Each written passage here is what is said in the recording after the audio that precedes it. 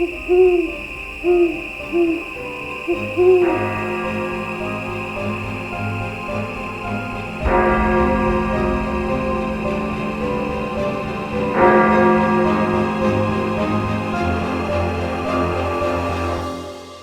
12 past 3. Alrighty, hello. Hello. Let's get into it. Yes. So, we thought we would talk about angel numbers tonight because we have been seeing the number 666 a lot lately. Correct.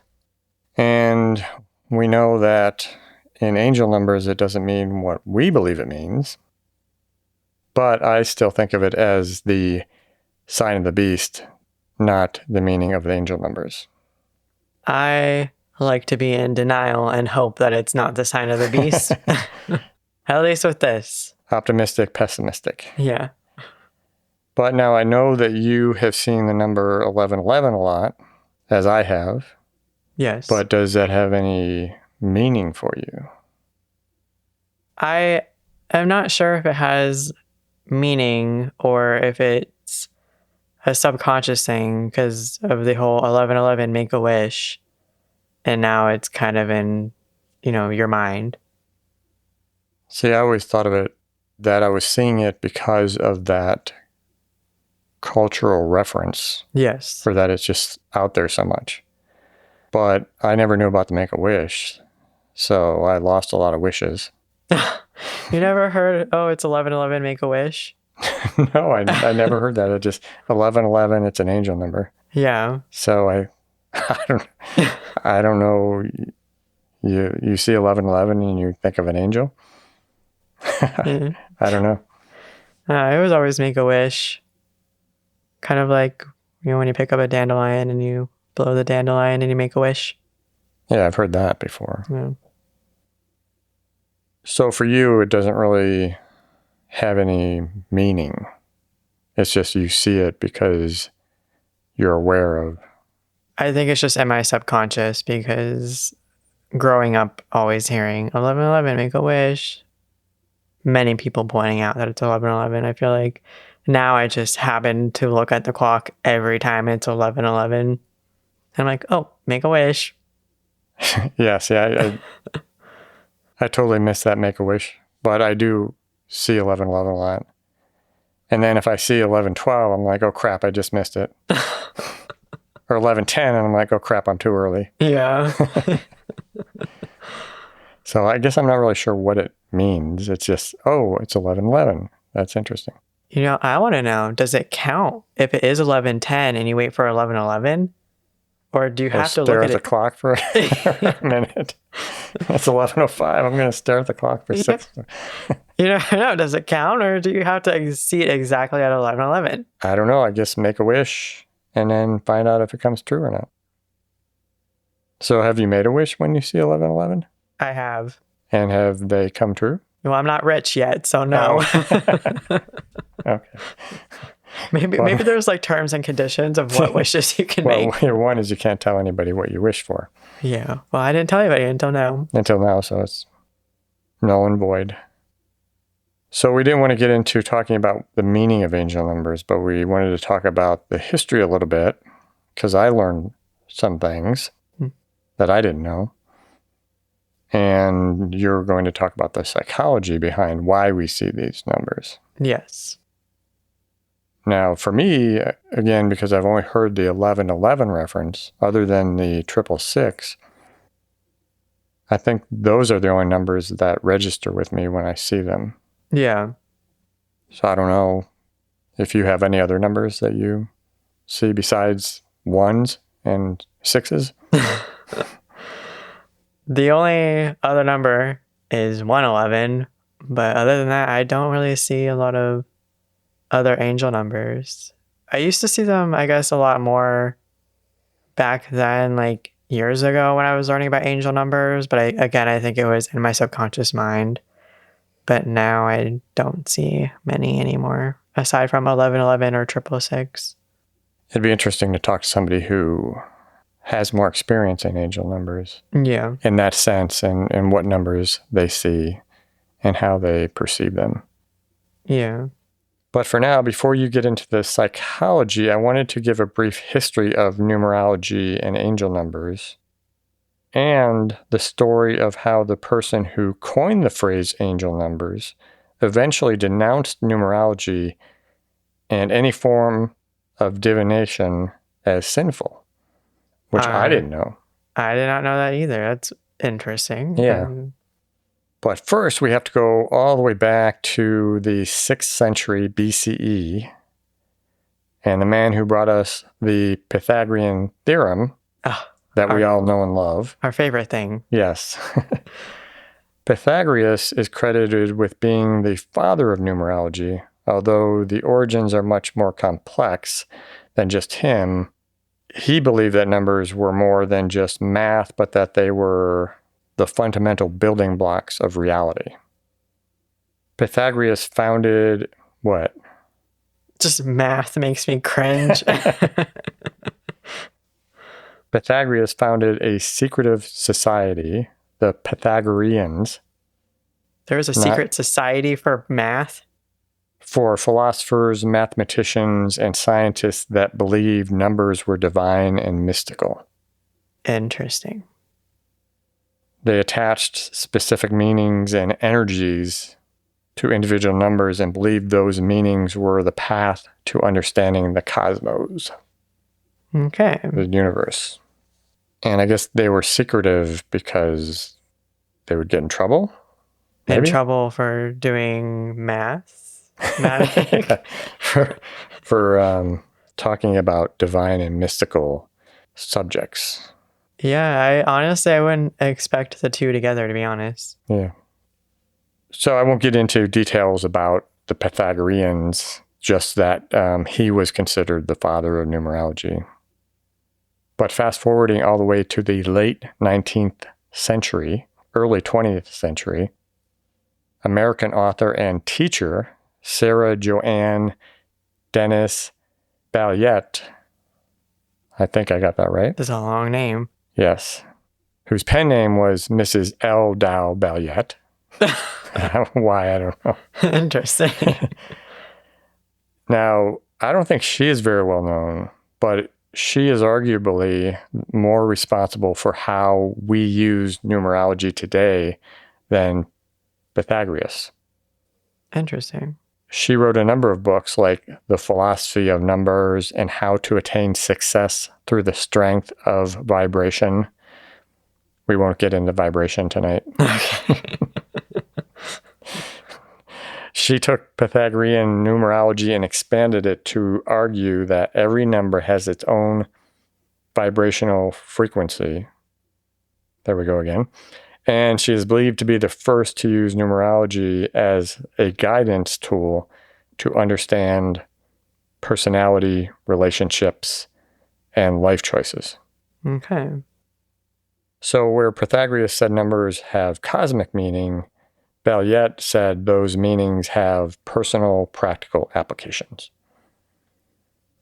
Now we have to fast forward all the way to the 1990s, which again, this surprised me that it was in the 90s that angel numbers were first introduced. Yeah. Or at least that phrase. Doreen Virtue coined the phrase angel numbers. With a background in psychology and counseling, she was a practicing psychotherapist who in 1995 was the victim of a carjacking. Oh. She credited angelic intervention with protecting her from harm. After that, she began doing tarot card readings, and her focus shifted away from traditional psychotherapy toward angel therapy. Okay. Now, I think that means helping people with their angel numbers and not therapy for angels. Well, I mean, It could be, I don't know. Angels do a lot. They might need therapy too. Yes. I don't know, but I'm just assuming. Yeah. She published more than 50 books, such as Angel Numbers and Angel Numbers 101, and suggested that repeating number sequences are divine messages from guardian angels. And this is kind of what my thought was, that when you see an angel number, it's kind of like, thinking about your guardian angel, Yeah. but not making a wish. Well, maybe you're making a wish to your guardian angel like the genie. Say what?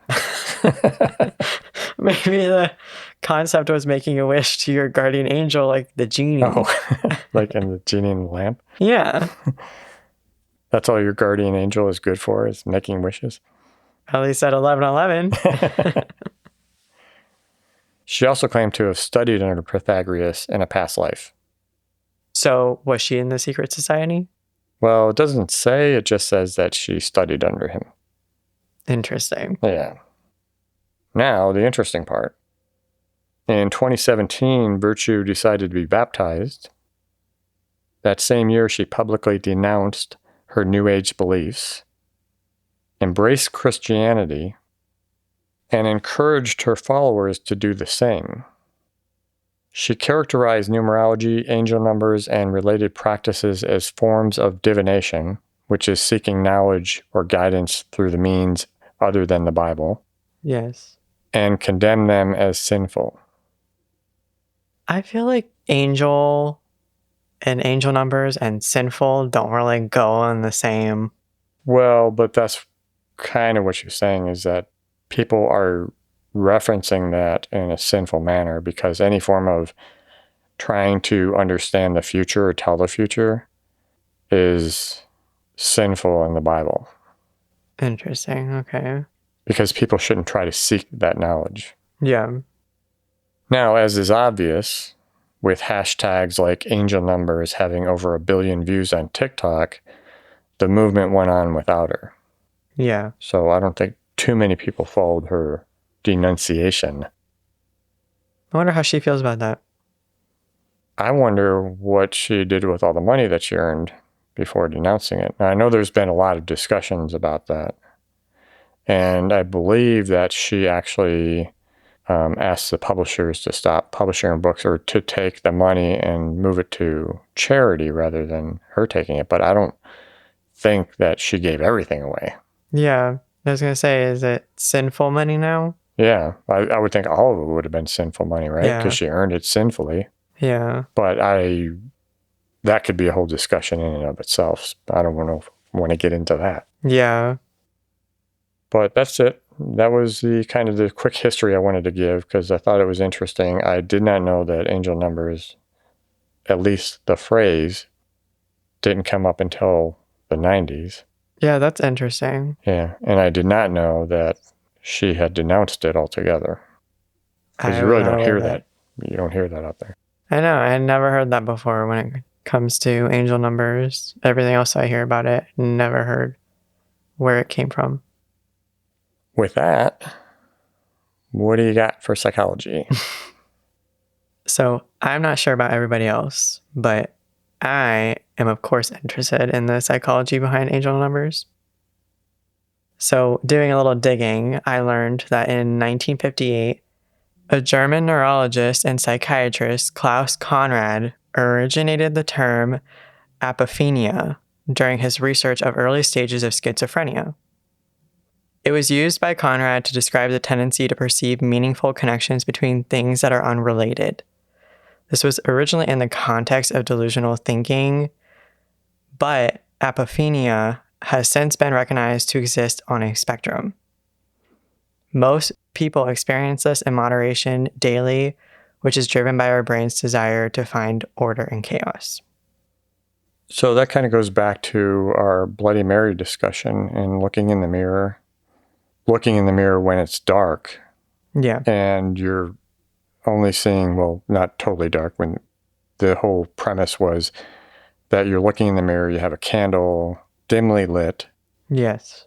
And you can kind of make out your face, but not quite. And then your brain is trying to make sense of it. Mm-hmm. So it's filling in the gaps. And sometimes you can see some pretty freaky stuff because your brain is just going to try to fill in what should be there where your face is, but it might not necessarily be your face that it's coming up with.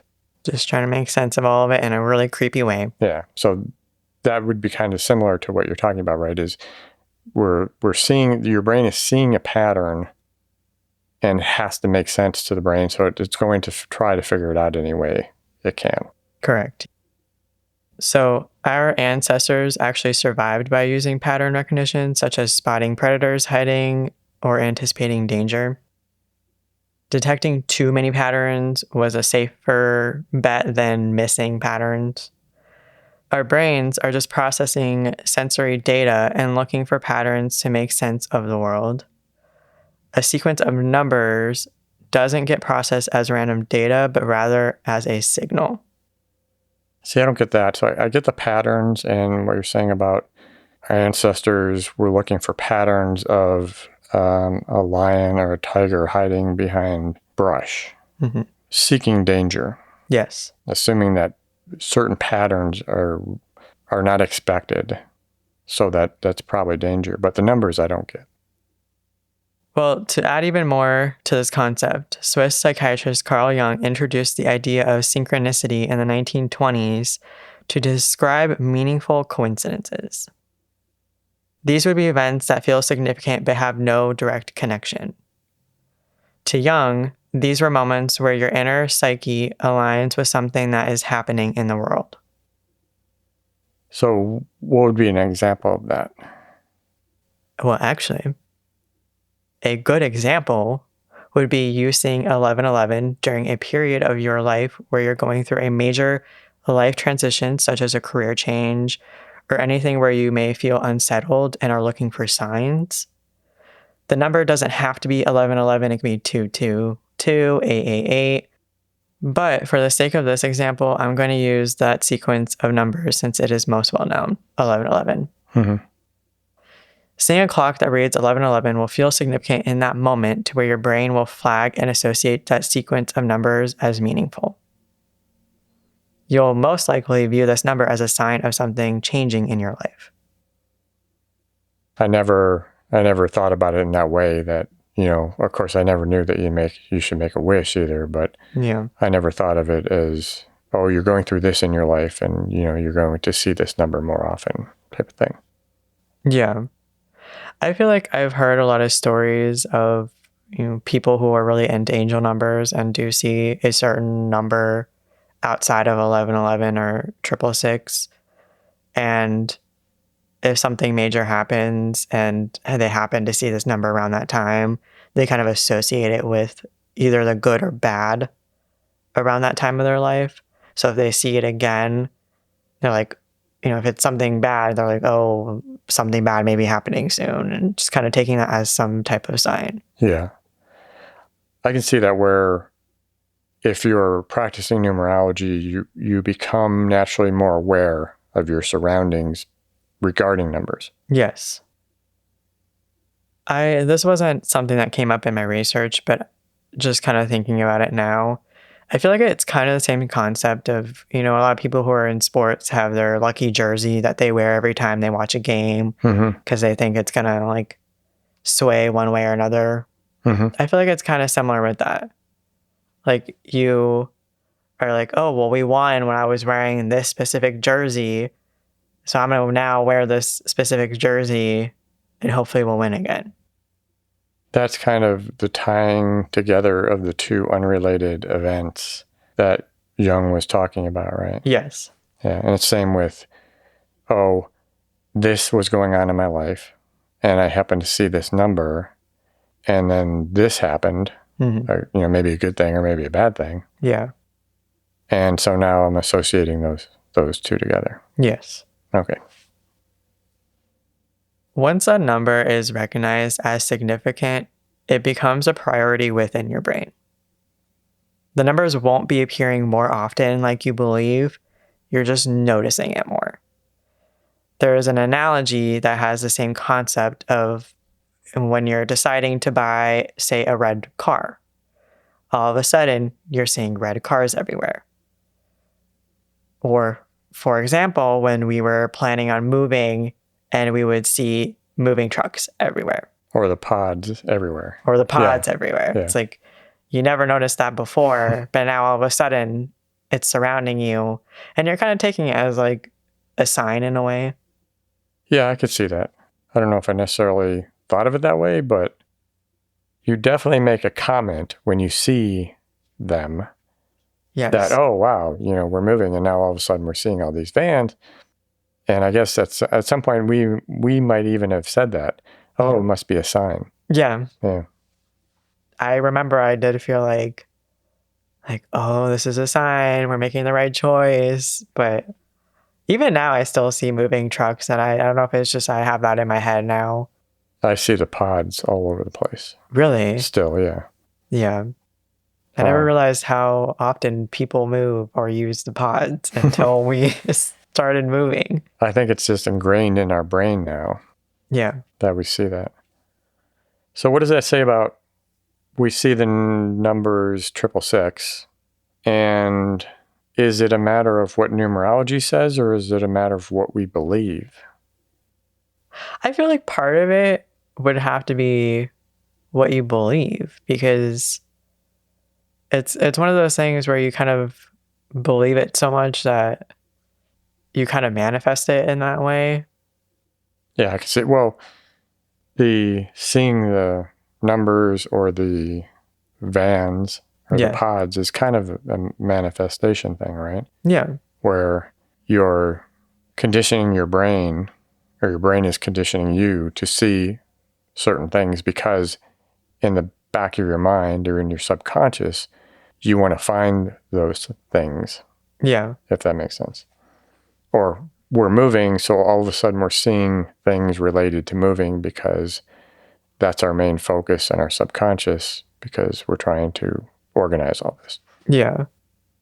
But when I see the 666s, it comes to my mind, when I see that number, it's the number of the beast, right? That's all, for our love of horror. Yeah. That's all I think of. But I don't think of it in, oh my God, something bad's going to happen or whatever. I don't think of it that way. I just say it's just interesting to me that I saw that. I feel like I'm the same way. I don't really have suspense that something's gonna be bad after seeing that. But I definitely feel like I hope that nothing bad happens, because I don't want it to ruin the number for me. Well, yeah. Yeah. You don't want it to ruin 666 for you? No, don't say it. Oh, shit. No, not that it... Or the 1111. No, the 666. I guess with any number, but more so 666 is I'm not in suspense of oh my gosh, I saw 666, so now something bad's gonna happen. It's demonic, and I don't have that belief when I see it, because I think I do know that it's, in angel terms, it's not a bad thing. But I'm a little worried that something bad is going to happen coincidentally, and it's just going to be now I'm going to associate it with something bad. Yeah, I've never thought of it that way either. I don't know. I just see it. I don't want to think of it in numerology terms, because I don't want to watch The Omen.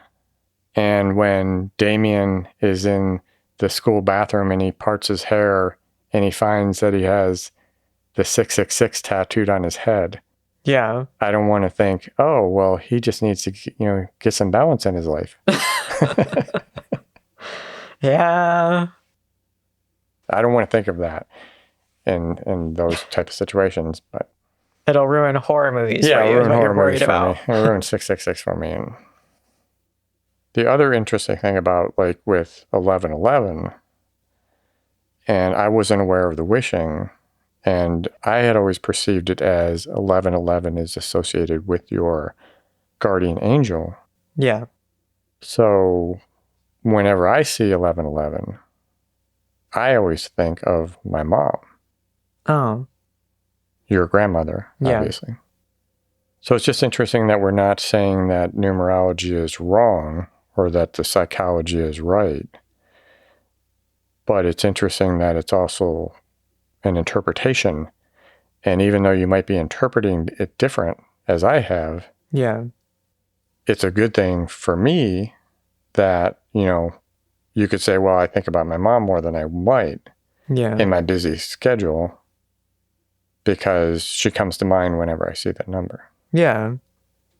Yeah, I feel like it really is just about how you relate it to your life and your day to day whenever you see 1111. And I feel like also numerology is meant to be a comfort thing for a lot of people. So however you interpret it, being a comfort thing. Yeah. It doesn't necessarily have to have one specific meaning. So I'm learning more about it, even though I still don't know all the meanings of the different numbers.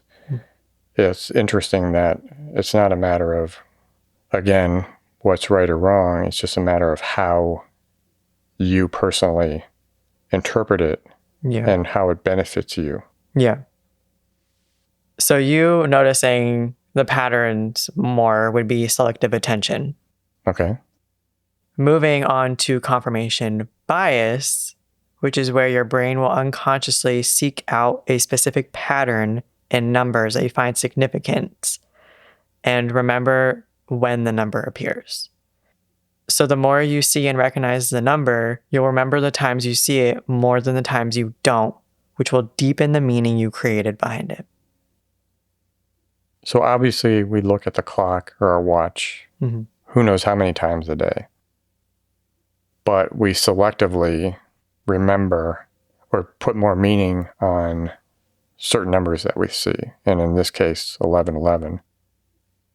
And maybe that's naive on like my part. I interpreted it wrong, obviously, because I didn't know you had to make a wish. Well, there's no right or wrong, remember? Yeah, yes, that's what we're getting at. Yeah, it's like you remember more of when you see it versus when you don't. Because your brain puts more bias on that number. Yeah. Saying, hey, if I see this, it must be important. Yeah. So I need to remember that. Correct. Next, we have pattern recognition. This is bringing it all back to apophenia. So seeing angel numbers is the brain interpreting random numerical data as a signal. It's the same cognitive process that makes us see faces in the clouds or the man in the moon. These are called pareidolia, which is a form of apophenia where the brain tries to make sense of randomness in visual things. Again, apophenia is a spectrum, so on one end it is normal and even useful cognitive trait, while on the other end, it can be associated with paranoia. Seeing patterns where there's no patterns. Correct. What you're saying it's a scale is that we all do this, but it could get extreme. It could be, I think, too excessive. Too excessive. Yeah. Where you're seeing patterns everywhere. Yes. Most people are in the middle of the spectrum where we can find meaning within patterns without an effect on our grip on reality. Let's hope we're in the middle. Yes. Angel numbers are so subjective. Numerology resources can help give general meanings, but most people, like we said, will create their own significance based on their own experiences. Angel numbers have a home in the New Age spirituality as being interpreted as guidance, manifestation, and self-reflection. It helps people pay attention to their own lives and find meaning in the everyday. Whether you're a true believer or a skeptic, it can't be denied that angel numbers tell us something, whether it be a sign from the universe or a sign that our brains need a way to make sense of things. Sometimes it's nice to just believe the universe is paying attention and has our back. No doubt. So as we said, we're not discounting numerology. No. We're explaining one side of an interpretation, the psychology behind it. But even with that, it really boils down to what does it mean for you? Yes. And how does that benefit you? If it's having a positive effect on your life, then... And let's hope it's more positive than negative. Yes. I would hate to be haunted by a number if it had negativity tied to it. I'd be curious of what other numbers. I guess, again, not into numerology. Or I should say I don't practice numerology. Yeah. So I really don't know the numbers. And if they're all true patterns that we would see, like 1111, is it 222? Or are there more random numbers? I have seen that like 1, 2, 3 would be like a pattern, or 1, 2, 3, 4. So I could see those patterns, just like Yeah. with the ones. It's definitely, it stands out, right? yeah, Different than 5:37. If you look at the clock and it says 5:37, hmm it's not as memorable as 11:11 or 1:23. Now I'm going to be seeing 1:23 every time I look at the clock. I actually see 1, 2, 3, 4 quite often. Oh, really? Yeah, 12:34. Interesting. I don't know why. And how do you interpret that? Oh, I saw that? Or- It's just like pleasing to the eye to see 1, 2, 3, 4. Well, yeah, you have to have order and everything, so. Yeah. I feel like it also depends. I don't think it has to be a specific pattern, like 11:11 or 1, 2, 3, 4. I feel like if you have a number, like a birth date that is significant to you and you just happen to see that everywhere, I imagine that applies as well. Yeah, I'd never thought about that, but I could definitely see that because that's a number that's important to you. Yeah. I've just never experienced that with anything but 11:11 for whatever reason. I think the one number I noticed the most is a birthday would be Mom's mom. I think it's because our birthdays were so close to each other, but whenever I see that pattern, for example, one of the times looking at the expiration date of something, and it happened to be the expiration date of our favorite candy that Grandma and I shared. Oh, right. I remember that, yeah. Yeah, and it was her birthday. Seeing that, like, I would have never thought about it, but because it was her birthday and significant, that was something I noticed. And I guess I see 11:11 and remember my mom and not her birthday because I don't remember what her birthday was. Oh my goodness. I'm bad with dates. Yeah. Well, I mean, at least you have something that makes you think of her. Even if it's not her birthday, there's still something that sparks memory of her. Yes, because I know for how busy things are that she wouldn't come to mind as much as she does. Yeah. But it is still weird. I mean, I know we look at the clock a lot, but it is still weird to see that particular number. I don't know about you. I look at the clock a lot, especially when I'm at work. Yeah.